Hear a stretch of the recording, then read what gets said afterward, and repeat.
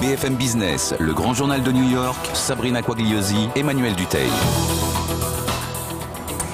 Le grand journal en direct de New York. Nous sommes dans les studios du Nasdaq à Times Square. C'est l'événement ici aux États-Unis, la sortie de l'iPad 2 d'Apple. C'est notre gros dossier. Et pour en parler, nous avons le plaisir d'avoir deux invités. Alors, tout d'abord, Alexandre Mars, que nous ne présentons plus. On vous connaît très bien sur l'antenne. Vous êtes le patron de The Phone Valley, la branche mobile de publicité mobile de Publicis. Et nous avons Geoffrey Larocca, qui est le responsable Internet et activités numériques de RMC. Merci à tous les deux d'être ici. Alors, bon, l'iPad 2, on n'en parle plus.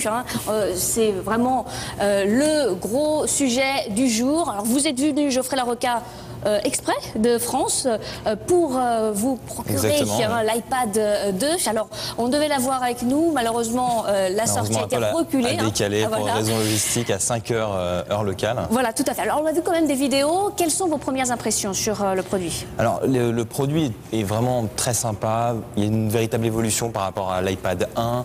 On a une rapidité qui est... c'est tous les analystes technologiques ont remarqué ça. C'est beaucoup plus rapide, le processeur est beaucoup plus puissant. Ça ouvre la voie vraiment... Il arrive juste au niveau d'un ordinateur normal. Exactement, et ça ouvre la voie à l'ère post-PC. C'est que maintenant, avec l'iPad 2, on peut vraiment se passer d'un PC pour des usages qui nécessitaient un peu plus de puissance et sur lesquels on avait du mal quand même à faire tourner certains logiciels, certains jeux sur iPad. Maintenant, on va vraiment pouvoir avoir de nouveaux services applicatifs, de nouveaux jeux vidéo avec de la 3D encore plus puissante. Enfin voilà, beaucoup d'innovations qui sont très intéressantes pour l'iPad 2. Donc le PC à la poubelle? Le PC à la poubelle, évidemment, mais sauf quand vous travaillez dans un bureau, que vous avez besoin d'un pavé numérique, que vous faites de la comptabilité.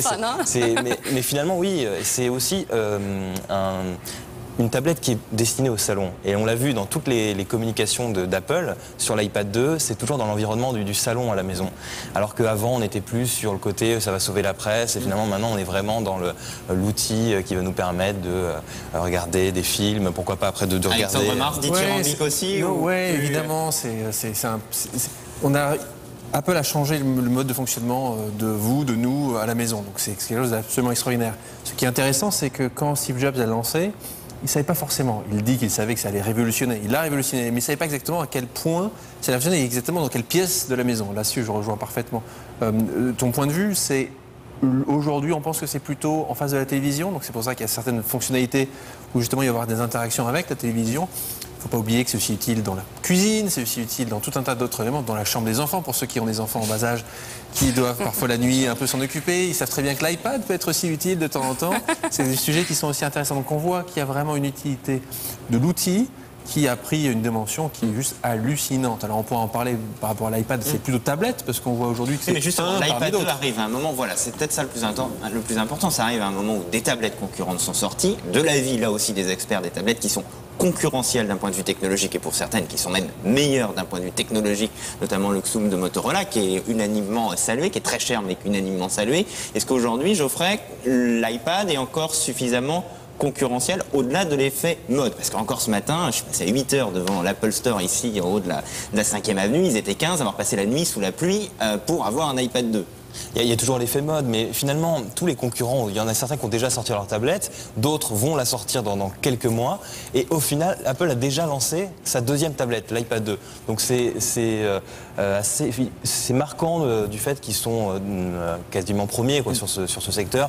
Ils se sont renouvelés très vite, il y a déjà un nouveau produit.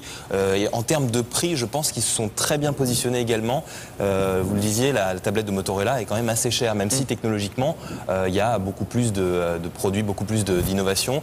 Après, le particulier qui est dans son salon n'a pas forcément besoin d'un truc. Mais vous, en tant que professionnel, community manager, comme on dit en très bon français, donc spécialiste des réseaux sociaux chez RMC, radio partenaire du groupe Next Radio TV, auquel appartient BFM Business, ça change vraiment la façon de travailler? C'est vous au quotidien, pour une radio comme RMC, radio populaire qui est en connexion avec ses auditeurs tout le temps? Mais bien sûr, au quotidien, ça nous permet d'avoir déjà dans la rédaction sur iPad des notes qu'on peut se partager automatiquement. Et on parle beaucoup de cloud computing et l'iPad permet ça. C'est que finalement, moi quand je rentre, je prépare une réunion ou on prépare quelque chose, un sujet, on l'écrit sur son ordinateur, ça se retrouve sur l'iPad, on peut le retrouver sur l'iPhone également. Alexandre Mars? Ouais, enfin moi je reviens sur la question On a le droit de critiquer, hein, il faut. Non, mais c'est pour ça. Allez-y, Allons-y. Non, je pense que vous achetez la marque. Encore une fois, souvenez-vous de la VHS versus la Betacam. Il y en a un qui a gagné, c'est pas forcément la meilleure technologie, pourtant c'est celle qui est sortie vainqueur.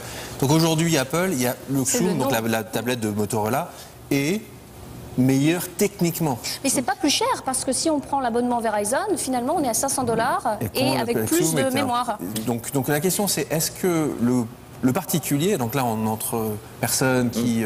Donc c'est le métier. Le particulier, c'est pas son métier. Qu'est-ce qu'il veut?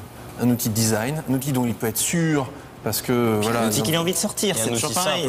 On est à la mode. Et donc voilà. Donc toutes les tablettes aujourd'hui sont plus ou moins simples. Mais est-ce que vous préférez avoir chez vous une Apple ou un HP?